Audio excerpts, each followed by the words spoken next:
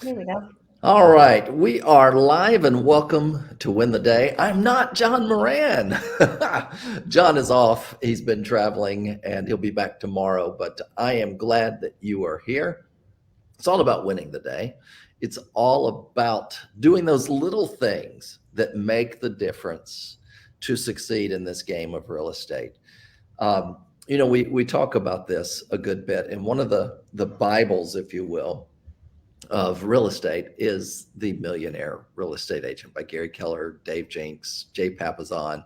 And on page 41, the book, Gary Keller or the authors say, you have one job.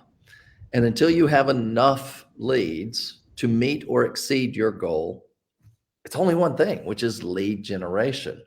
And if anything, it's probably the most neglected piece of the puzzle when it comes to real estate. We want things to fall into our lap, or we let up on lead generation. Have you guys noticed that, you lead generate, get a deal, and it's real tempting to fall off lead generation to nurture the deal.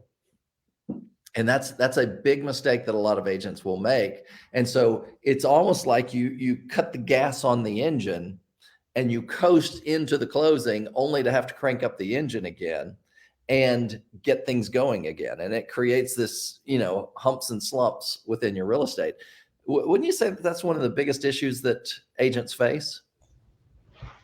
The peaks and valleys of, you get busy with the leads that you generate, and especially if it turns into an escrow, most agents will focus on the items, the tasks that need to get to the finish line, to the closing, and stop doing their lead gen. And that's why we experience the peaks and valleys. Yeah. Mm-hmm.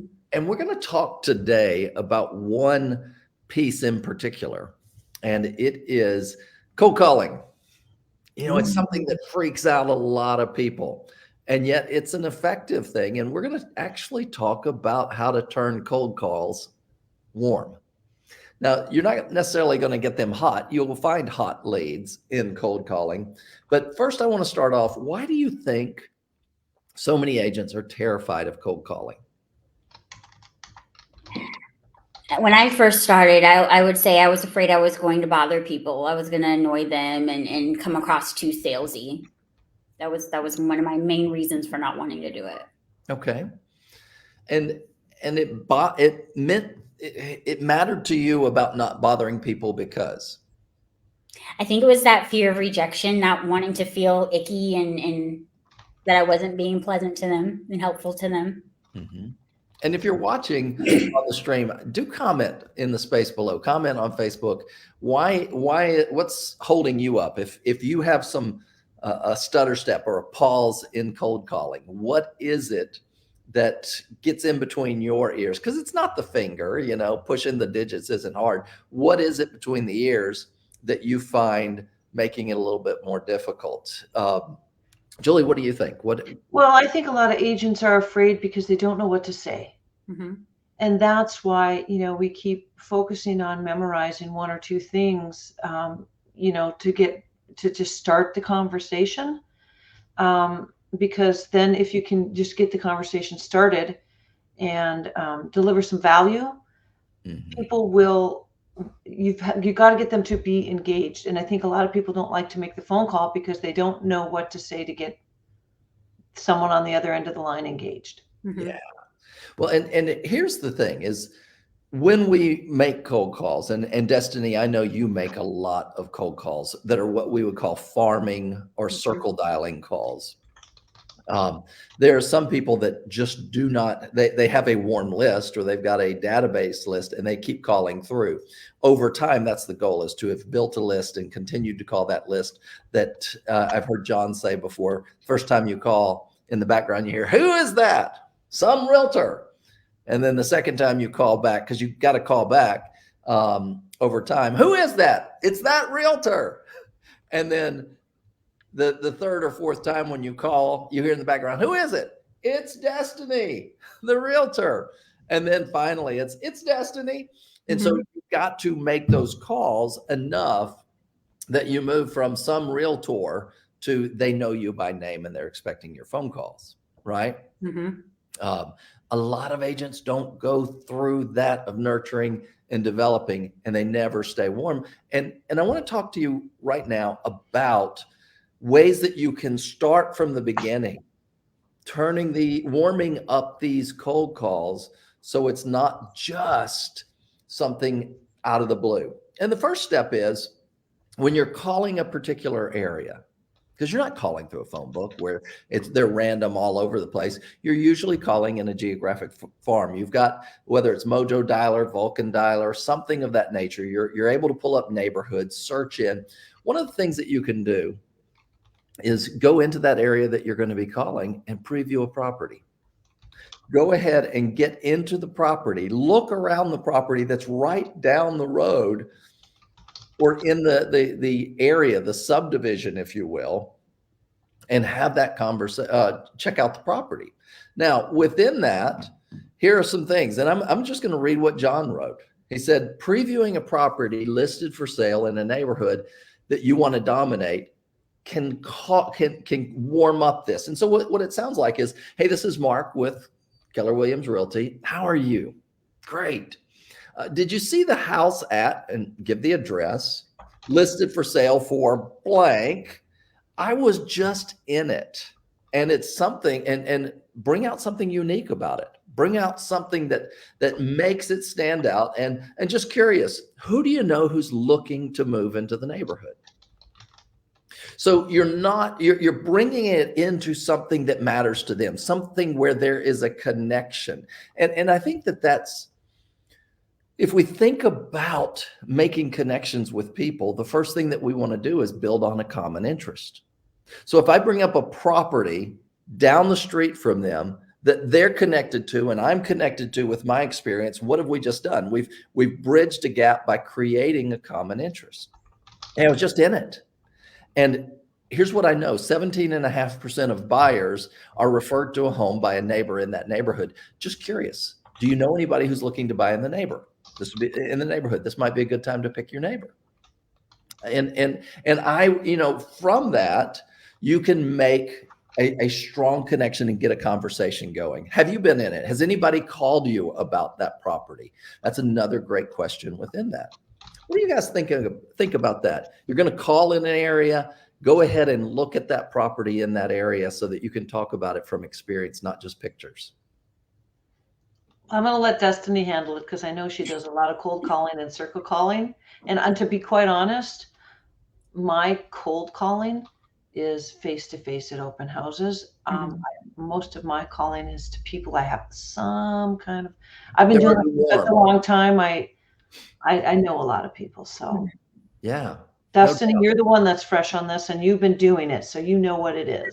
I think, well, I haven't yet gotten into previewing properties in my farm area. I think that's definitely something I need to start establishing. I've started building my whole spreadsheet for the farm that I'm going to start this week. There are a few properties in that area that I have already been in just because I know the people that live in the homes. So I think that does give a good talking point. Hey, I know what the home looks like, it smells like, I know what the yard is going to do in the summertime. I think it's good to be able to speak on those things for those future homeowners who may be curious about what the neighborhood is like, what people enjoy about the neighborhood. Love it.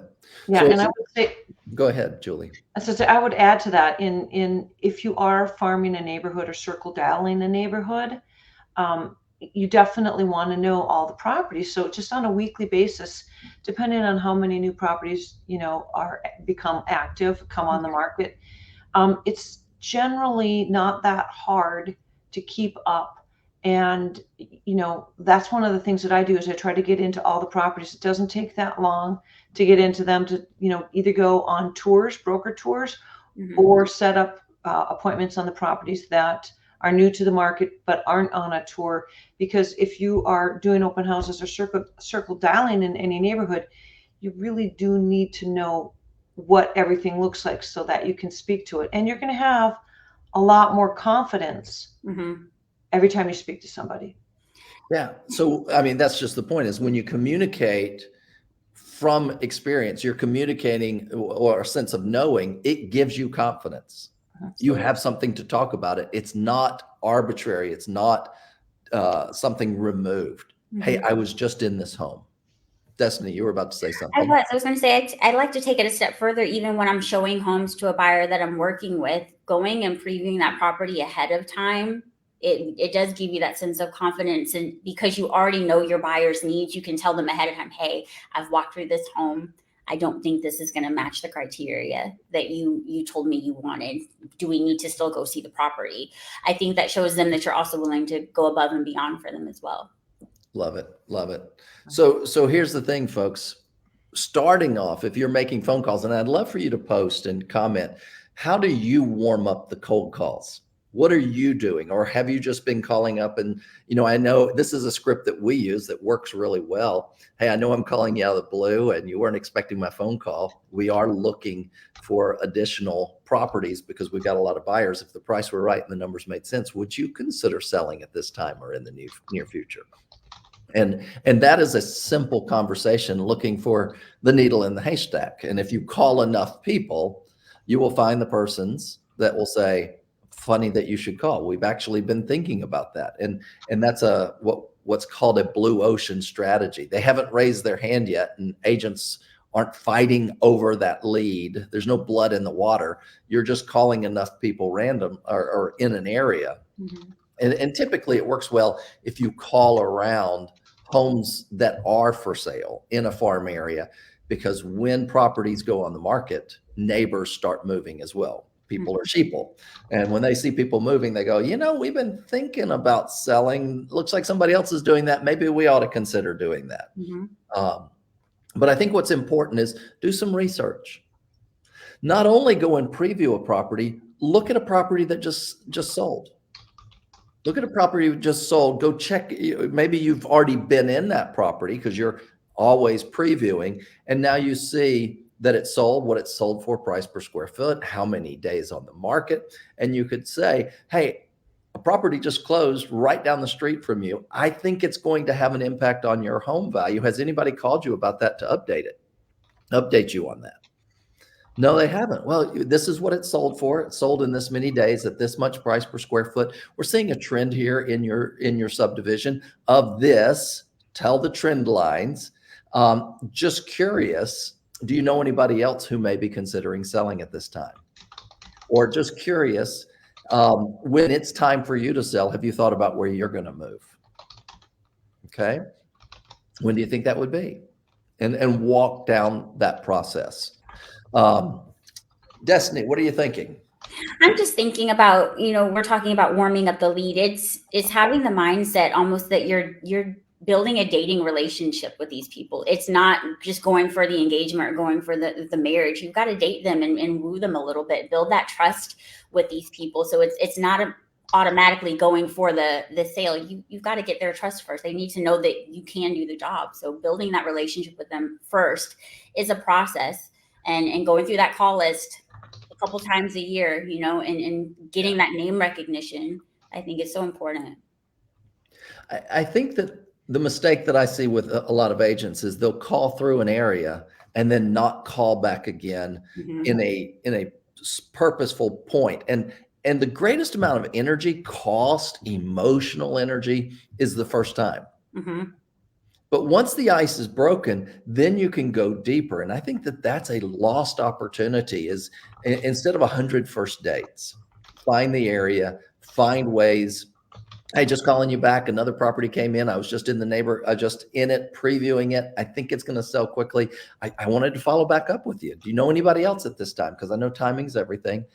Has anybody else come to mind that's looking to buy mm-hmm. that's in your circle, in your network? Julie, what are you thinking?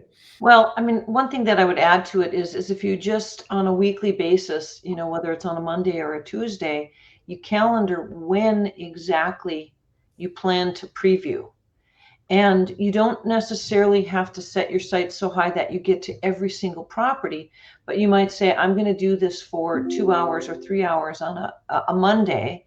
And then whatever comes on the market, whatever you see, you set it up on Sunday and then add if something pops up on Monday. But if you're doing it on a regular basis, you might not catch them all, you might catch them all.